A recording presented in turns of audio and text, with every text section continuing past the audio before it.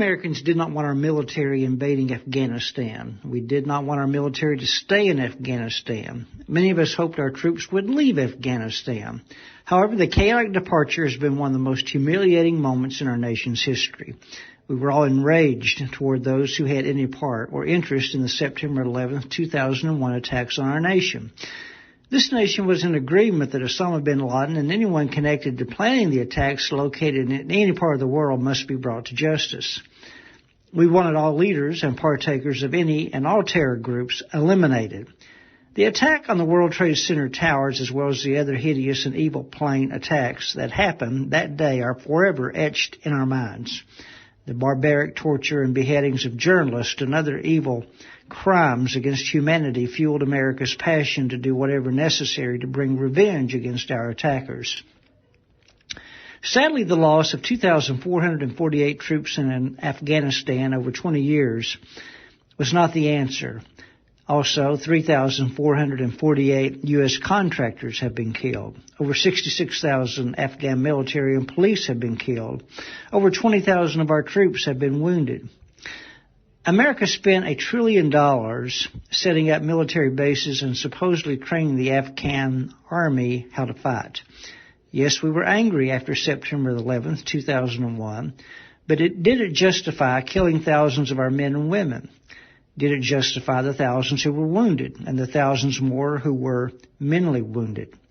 The only people who profited from our 20 years in Afghanistan are the political investors in weapons of war. Large stockholders in any entity that makes weapons or other supplies shipped to Afghanistan are not in favor of the war being over, but they and their families will most likely be forever rich. We did one poor job of training the Afghan soldiers. The Afghan army ran in fear from the Taliban, many being executed upon their surrender.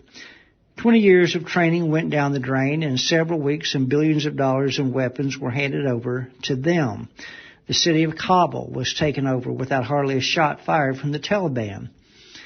No, we should never have gone to Afghanistan the way we did. The mission of taking out key leaders of the Taliban and other terrorist groups could have been carried out more covertly. Tragically, we made the Afghanistan army and people dependent on America. Our government has done the same thing to our own nation with welfare. So many Americans are so used to the American government taking care of us and sending out government money that many Americans can no longer take care of themselves. The only thing we taught the Afghan soldiers was that they didn't have to worry about fighting because the United States was present and would take care of them.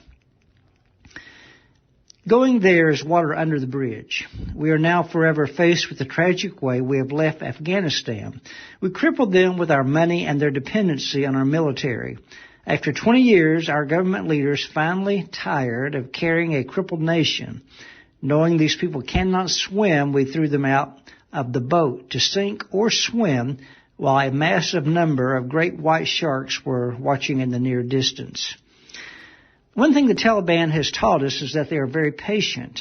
They knew the United States would finally become tired and financially broke and would leave.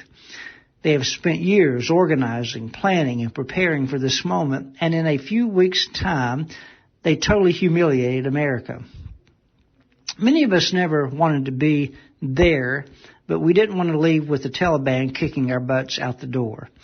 The horrific scenes of executions, tortures, rapes, and women treated inhumanely will be graphic and repulsive in the weeks ahead.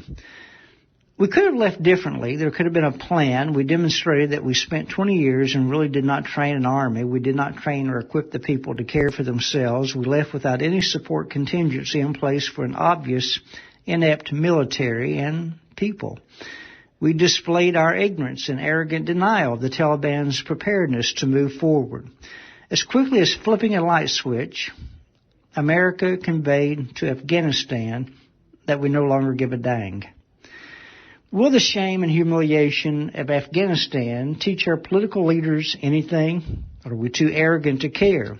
How many years will it take before politicians need another Afghanistan to line their pockets? May the real true God, who we pray to, help the people of Afghanistan. At the moment, He is all they have. This is Glenn Mollette. Check me out at glennmollette.com, and you have a great day.